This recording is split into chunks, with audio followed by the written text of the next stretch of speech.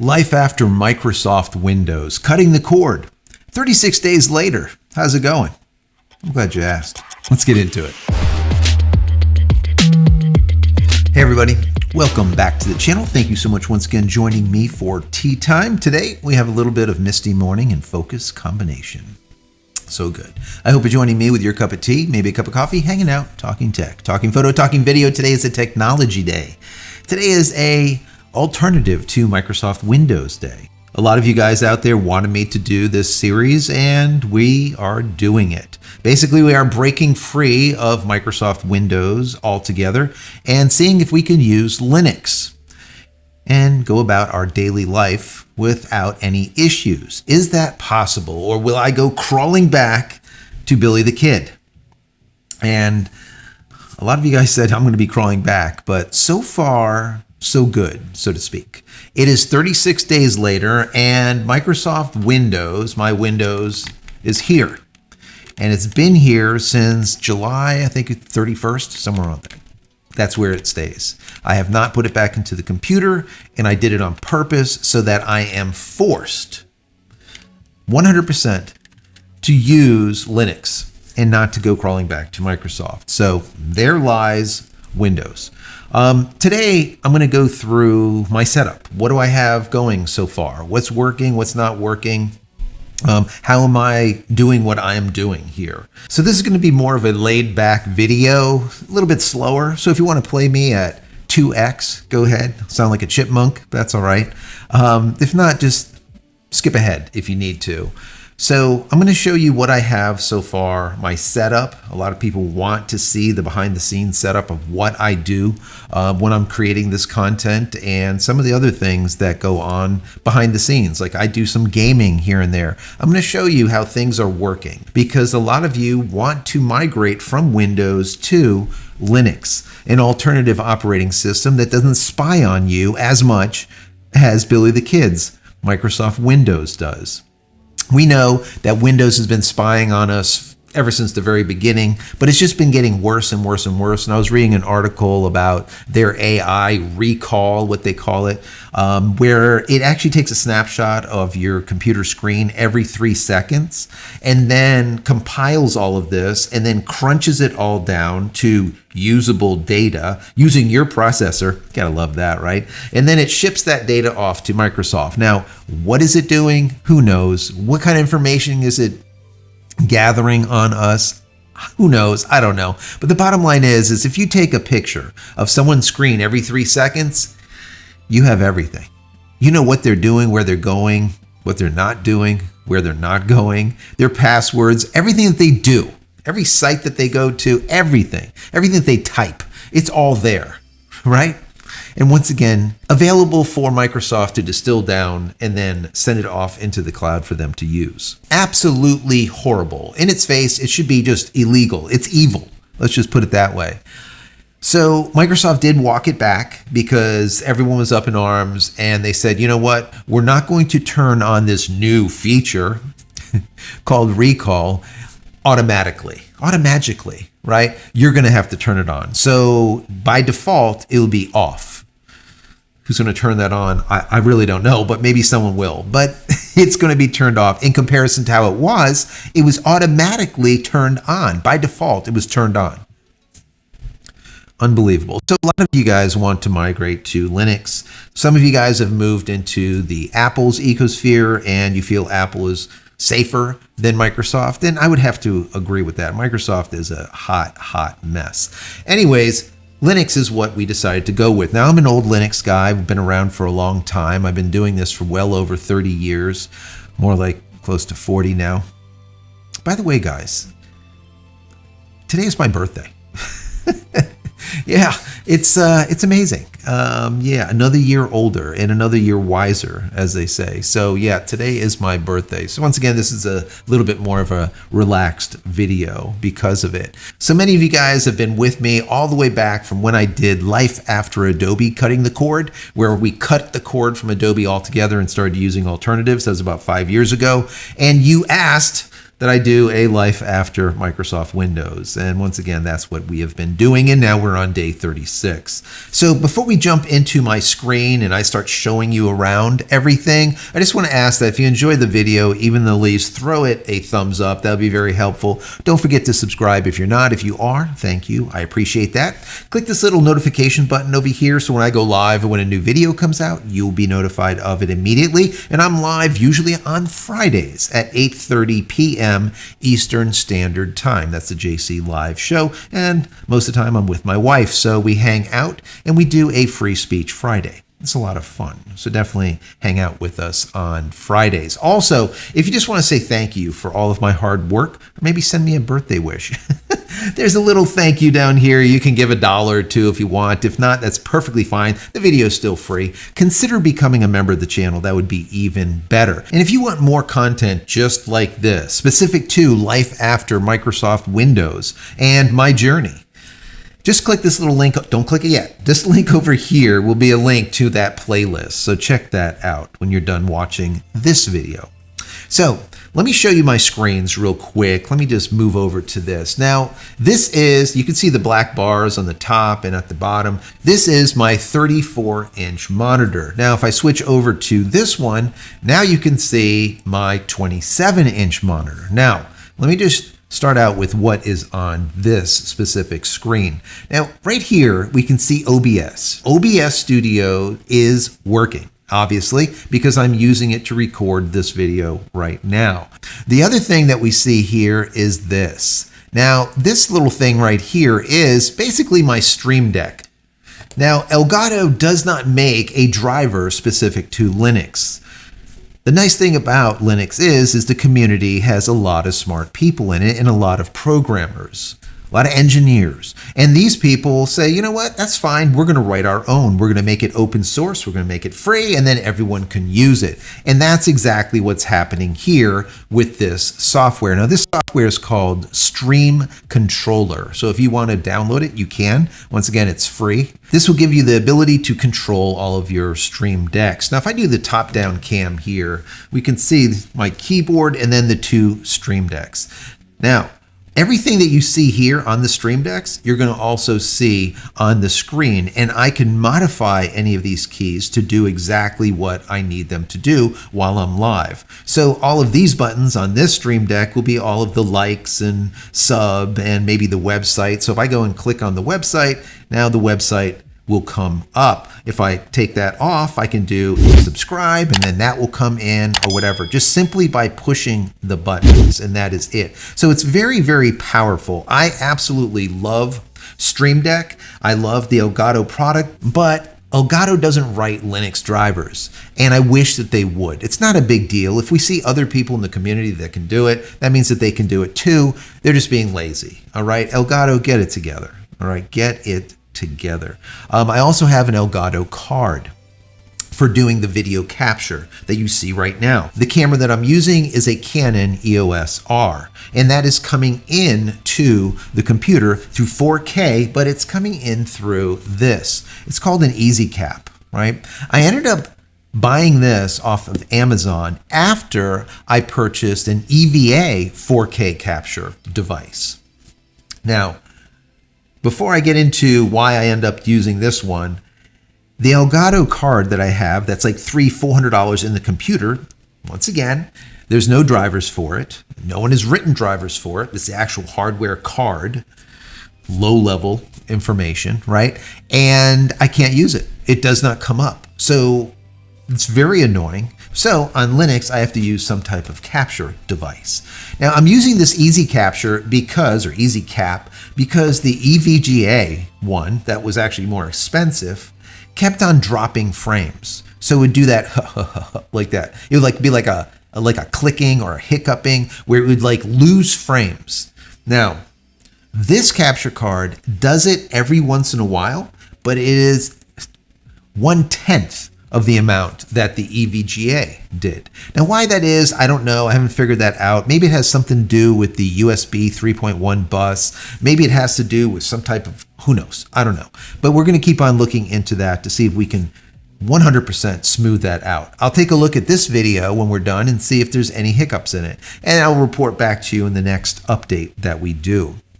So going back over to my screen. Now this, once again, is that 27-inch screen, and then this one is the 34-inch screen. So let me show you some of the programs that we have here. Starting at the very beginning, of course, we have our terminal. Let me drag that over here. I have a ping going right now, so we can see what SpaceX Starlink is doing. Look at that, a 16.4 ping. Holy hell. So Starlink has been doing really, really well as of late, really well. These pings, you can see there's a lot of them that are sub 20 milliseconds. There's a 15 over here. There's a 17, an 18, a 16, then a bunch of 20s, there's 40. So we're starting to see some really, really good pings. Let me move that back over to my other screen. All right, what else do we have here? We have Firefox. Let me go ahead and open that up. Here we go. Now, you could use Mozilla Firefox, you can use Chrome on here, you can use anything that you want. If I really want to get down and dirty and I don't want people continuously watching everything that I do, what I'll do is I'll use DuckDuckGo. That's another great one. What's really cool about the desktop is I can go and drag this over to one side. There you go. It'll fill up half. If we drag it over to the other side, it'll fill up the other half. If I grab this tab and I pull it off, now we have a second tab. So we have two, right? We can move those around wherever we want. I can take this, bring it over to the left side. It'll automatically snap over there. I can take this one to the right side. It'll snap over there. That is absolutely great for me because I will do a lot of research and I'll have my notes on one side and I'll have a research panel on the other side. So it works out great. This is something that I use all of the time. What I also like about the desktop is it allows us to have multiple workspaces. So if I do Control-Alt up, it's going to show me 1, 2, 3, and 4 workspaces. And we can see the first monitor, which is the 34-inch. Next to that, we can see the 27-inch. So if I came over to here and I said, you know what? Well, we want this ping, instead of running on this secondary monitor over here, I want it to run on the primary monitor, but I want it on the other workspace, right? So I go and drag it into here.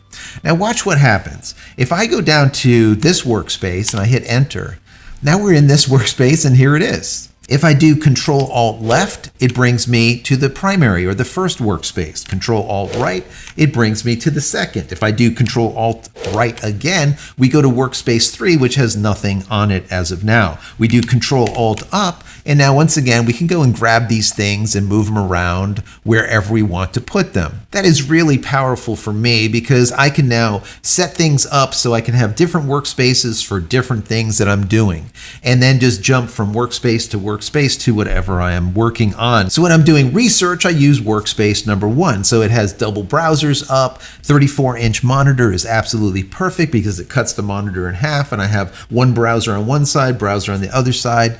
Really simple, but really powerful. So this is something that I absolutely love. Now let's get back into the screen, and the next thing is DaVinci Resolve. I'm going to load that up just so you can see that it's working.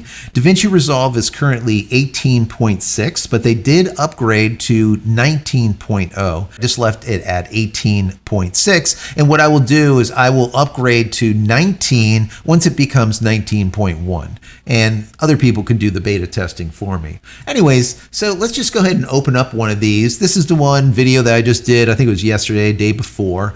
This has to do with what's going on over there in Brazil. As you can see, it says 19.0.1 is now available. There you go. Literally within like a day, we went from 19.0 to 19.0.1. So we're still going to wait. I think I'll wait for 19.1 and then I'll feel safe about moving into this next version. So I'm going to hit skip.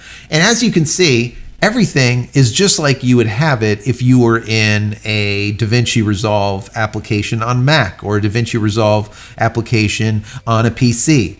Everything is identical. There is nothing different here. And matter of fact, the thing that I really like is that it actually works better. Not a little bit better, but a lot of bit better. It is smoother. Let me go ahead and close this. It is a smoother, more enjoyable experience using it on the exact same computer. So we're not changing hardware. It just simply runs smoother on Linux in comparison to Windows. Why is that? chances are Linux just does a better job at being able to communicate, let's say, with the hardware on a really low hardware level, or it could have to do with bloating, and the Windows operating system is just so massive and slow and just kludgy, whereas Linux is a little bit tighter, right? Leaner and meaner. So that's probably what the, let's say, reasoning is for it. But either way, I really don't care. DaVinci Resolve, for me doing edits, 100%. I would say 110% over the way it was with Windows. Let's get back into the screen. What are we going to go into now? Let's see, Handbrake. So I will open up Handbrake, and matter of fact, let's go ahead and drag it over to my other screen. There we go. Let's go ahead and shrink that for now. We'll leave this here. So I use Handbrake when doing my videos. And the reason being is Handbrake allows me to take the MP4 video and convert it to a .mov file. Now, the question that people will have is, why do you need to do that? What's the purpose behind it? The reason being is that I do not have a DaVinci Resolve Studio version, which is the version that you go and buy for like, what is it, $200-300 or whatever. I don't have that. And the reason being is there was really nothing there that I needed. So there was no reason to go and spend $300 for nothing. Okay. A few more little add-on like transitions and this kind of stuff. I don't need them. Okay, so I never bought it. But the big but here is if you're using Linux, for some reason, DaVinci Resolve cuts out like MP4s. It also doesn't like AAC files, the audio files. So it is a problem when it comes to that. So what I need to do is I go into Handbrake and I take my video that I just did, and then I convert it into a .mov file, and then I can take that file and drag it directly into DaVinci Resolve. No problem. Everything works, and it's lossless, so I'm not losing quality for doing this step. Now, it is an extra step, and the step depends on, or the duration of the step depends on how long the video is that I am trying to encode. So going forward, I haven't done it yet. I'm going to purchase, the DaVinci Resolve Studio version so that I don't have to go through this extra step, 10 minutes or whatever it is for it to do that conversion. So I'll end up buying that. And once I do, now we won't need the Handbrake any longer. So let's head over to the list. What else do we have here? Here we go, Krita. Krita is another great program, which will be a replacement for like a Photoshop or for something like that. Let me go ahead and bring over the thumbnail that I made from the video, I think it was yesterday or day before. There we go. Brazil must suffer. And once again, this was made not on Krita. It wasn't also made on GIMP. It was made with a different software I'm going to tell you about in just a second. But this is what Krita looks like. It is not bad. We can also check out, let me close that one. We can check out GIMP. A lot of people absolutely love GIMP.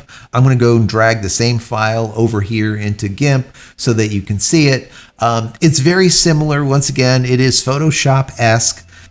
But the one thing that's good about GIMP is it allows you to bring in your PSD files. So if you're currently creating PSDs over on Photoshop, which I hope you're not, or PSDs you're made on Affinity Photo, for example, you can drag them into GIMP. And there might be a few things that don't work. And the reason being is it's something specific to Photoshop or something specific to Affinity Photo or whatnot. But for the most part, the PSDs you'll be able to drag right in and be able to immediately work on them.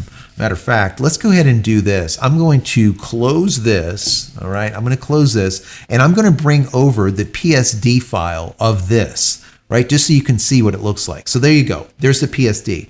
Now, there's only two things that we can see that changed. Number one is this red. There was like a red bar that went around this Brazil must suffer.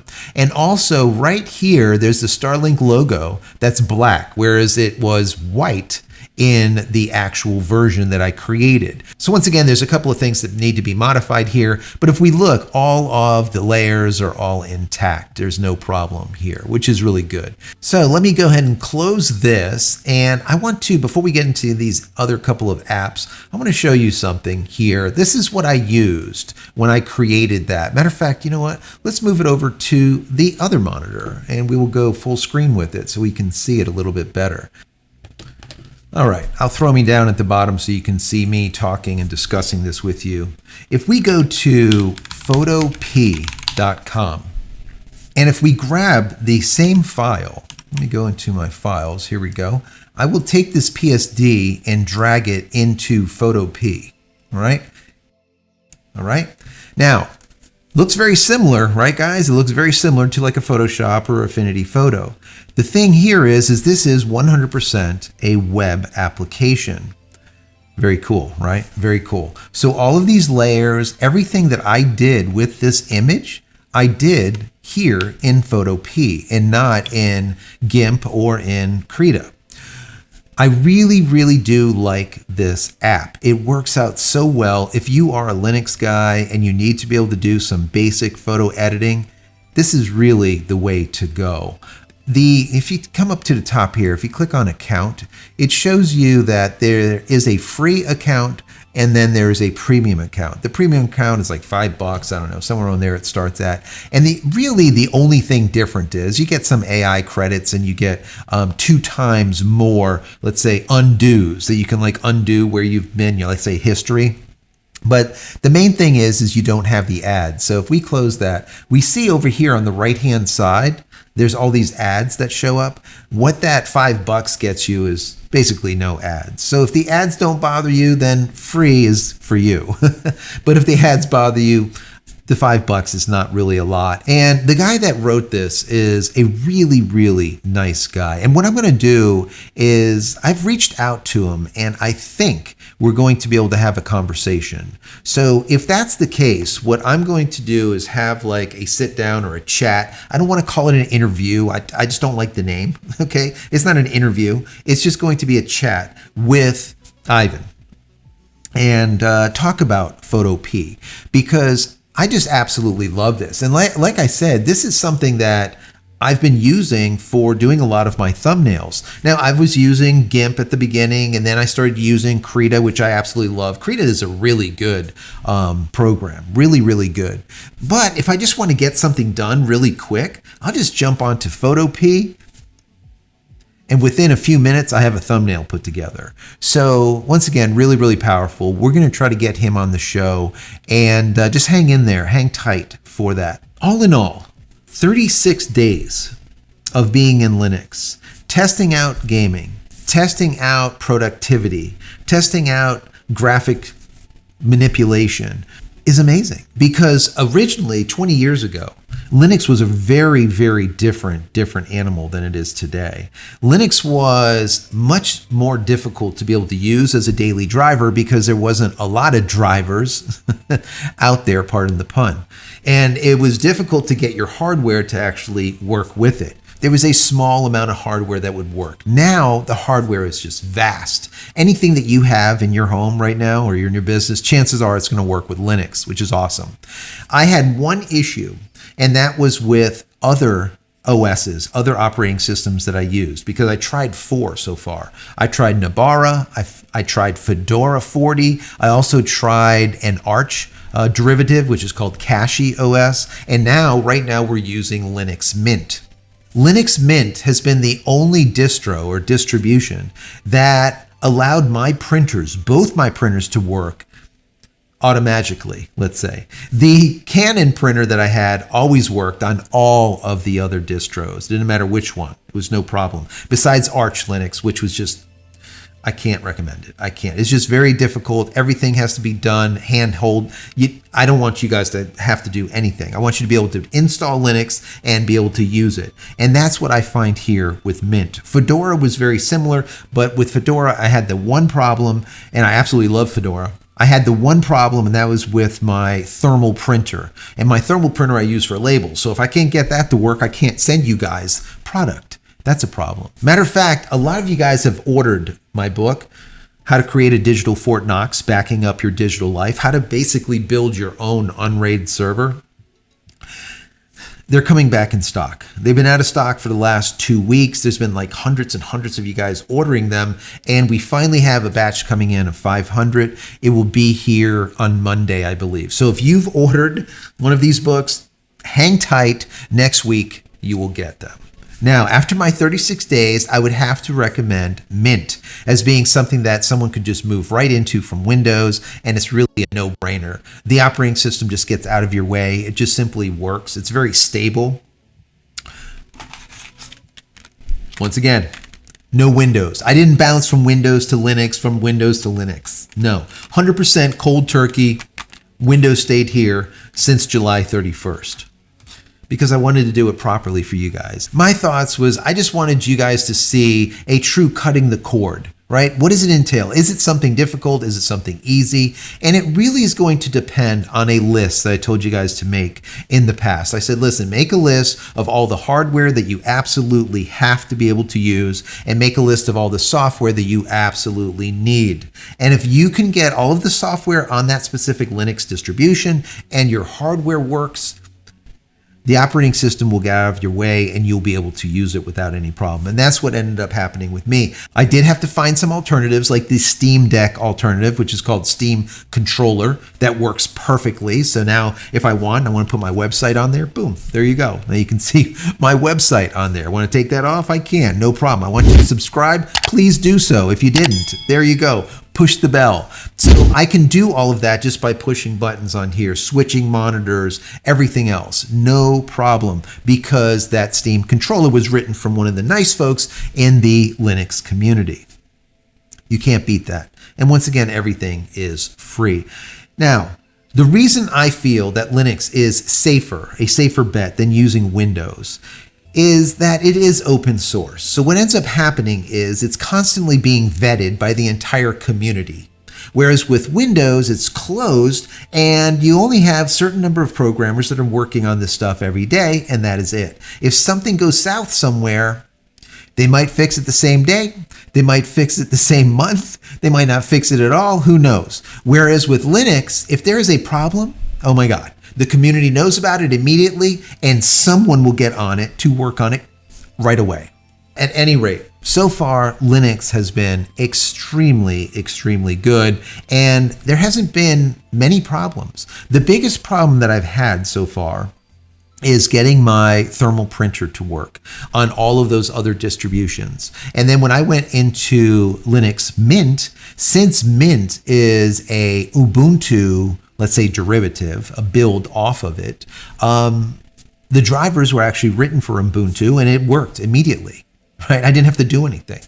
I think I might reinstall Fedora 40 and maybe convert that Ubuntu driver into a deb package and install it and see if it actually will work. At any rate, I hope you've enjoyed this behind the scenes BTS coverage of my Life After Microsoft Windows series, where we've come so far in the last 36 days. And I'm sure there'll be other things, modifications and other stuff that we do, and I will bring them to your attention, and hopefully it's something that you will feel comfortable in trying. Remember, that's all you need to do is grab one of these NVMEs, or maybe just a drive. Matter of fact, we have two NVMEs here. We got a Samsung and we have a WD, which is Western Digital Black. Grab one of these, throw it into your computer and install Linux onto it.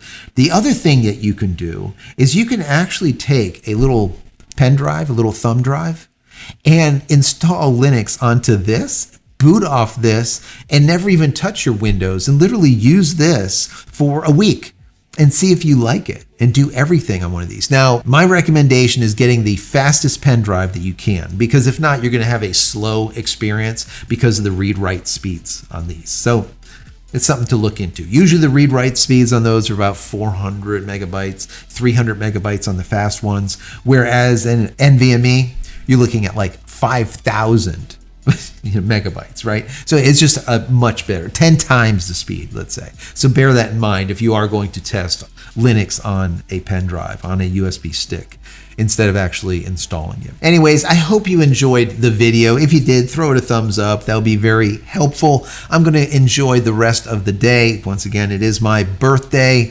and we will see you in the next one. Many blessings to you and your family. Stay safe, stay healthy, stay connected, stay Windows free. And we'll see you in the next one. Love you all.